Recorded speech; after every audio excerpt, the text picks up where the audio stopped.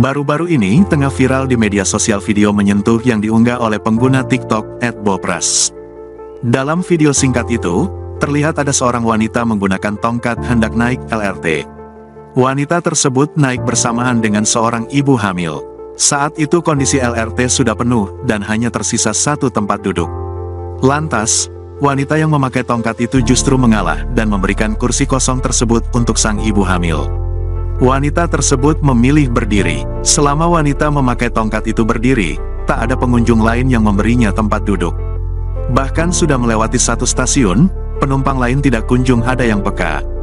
Hingga pada akhirnya dua petugas LRT turun tangan.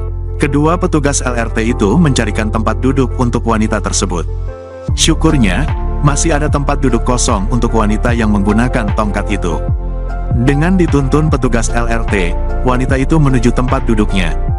Bahkan sang wanita tampak menitikkan air mata saat hendak menuju ke tempat duduk.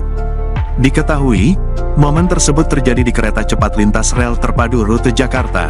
Dikatakan bahwa wanita tersebut naik dari stasiun Setiabudi menuju Jatibening. Sontak video yang telah ditonton lebih dari 3 juta kali itu menuai reaksi dari warganet. Warganet menyayangkan sikap penumpang lain yang acuh tak memberi tempat duduk untuk penumpang prioritas.